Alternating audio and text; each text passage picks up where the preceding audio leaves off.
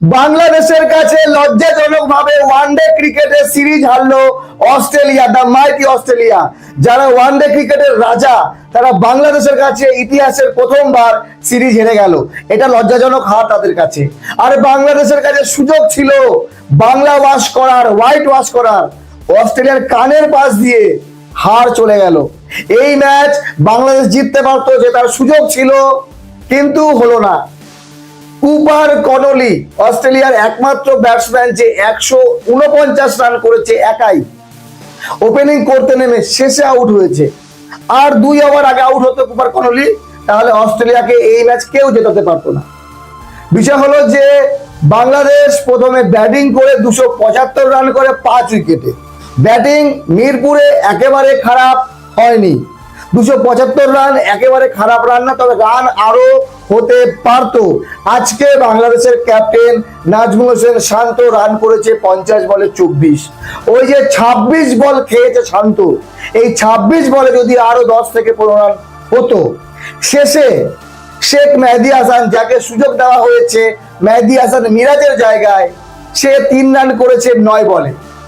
যদি 9 বলে 9 রান করতো, তাহলে অস্ট্রেলিয়া এই ম্যাচ হারতো। অনেকেই বলবে তাসকিন আহমেদ ভিলেন আজকের। অস্ট্রেলিয়ার হয়ে 12তম প্লেয়ার, বা বাংলাদেশকে হারিয়েছে তাসকিন আহমেদ। তাসকিন আহমেদ 3টে 6 খেয়েছে। ইচ্ছা করে খেয়েছে কি না? খায়নি। অস্ট্রেলিয়ান প্লেয়ারে 6 মারতে পারে। হ্যাঁ, তাসকিনের ওভারটা খারাপ হয়ে গেছে, 21 রান না 22 রান খেয়েছে সেই ওভারে। কিন্তু যেভাবে শেষে কামব্যাক করলো, এক সময় 266 রানে 5 উইকেট, মাত্র 9 রান লাগে অস্ট্রেলিয়ার, কিন্তু তার ভেতরে 6 রানের ভেতরে 4 উইকেট ফেলে দেয়। শরীফুল ম্যাচটা বাংলাদেশের পকেটে দিয়েছিল, 6 উইকেট নিয়েছে শরীফুল। যদি বাংলাদেশ ম্যাচ জিততো, আজকের player of the match Shoriful ইসলামই হতো। 10 ওভার বল করে 48 রান, 6 উইকেট। তো ভালো একটা ম্যাচ। হ্যাঁ, রেজাল্ট বাংলাদেশের পক্ষে যায়নি, কিন্তু এই হার বাংলাদেশের হার না, এটা বাংলাদেশের জয়।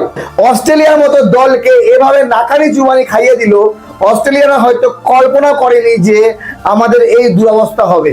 তো অস্ট্রেলিয়া প্রথমে পাকিস্তানের কাছে হারলো, এবার বাংলাদেশের কাছে হারলো 2-1।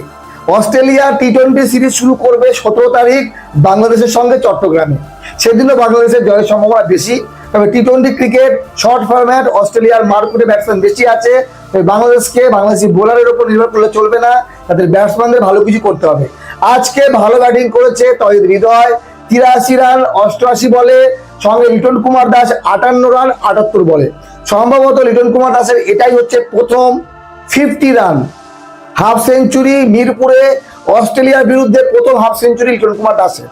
লিটন কুমার দাস ভালো ফর্মে আছে। এই সিরিজে প্রত্যেকে ভালো খেলেছে। শান্ত ভালো ব্যাটিং করেছে, লিটন করেছে, তহিদ করেছে, মোসাদ্দেক তো দুর্দান্ত খেলেছে আজকে 56 রান 51 বলে। তো বিষয় হলো কি, আজকে শান্তর ব্যাটিং একটু স্লো মনে হয়েছে আমার। শান্ত যদি একটু ফাস্ট ব্যাটিং করতো, তাহলে এই ম্যাচ বাংলাদেশ জিততো। কারণ বাংলাদেশের রান দরকার ছিল 320 থেকে 25 রান, তাদের কম হয়েছে। বাংলাদেশ যদি 300 করতো, তাহলে অস্ট্রেলিয়া এই ম্যাচ কোনোভাবে জিততে পারতো না।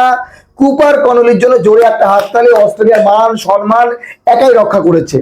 বাংলাদেশের বাকি যদি বোলার বলি, মুস্তাফিজুর রহমান আজকে 1 উইকেট, শেখ মেহেদী হাসান 1 উইকেট এবং তাসকিন 1 উইকেট নিয়েছে। তো ভালো পারফরমেন্স দিলে রেজাল্ট ভালো হয়। বাংলাদেশের যে এই দলটা করে দেখালো, অস্ট্রেলিয়া হয়তো আজীবন মনে রাখবে যে বাংলাদেশের একটা দল ছিল যাদের এগেনস্টে আমরা ওয়ানডে ক্রিকেট খেলেছি এবং হেরেছি, যেটা হয়তো হারার কথা না অস্ট্রেলিয়ার। কিন্তু বাংলাদেশি প্রত্যেক প্লেয়ার তারা এক হয়ে খেলেছে এবং করে দেখিয়েছে।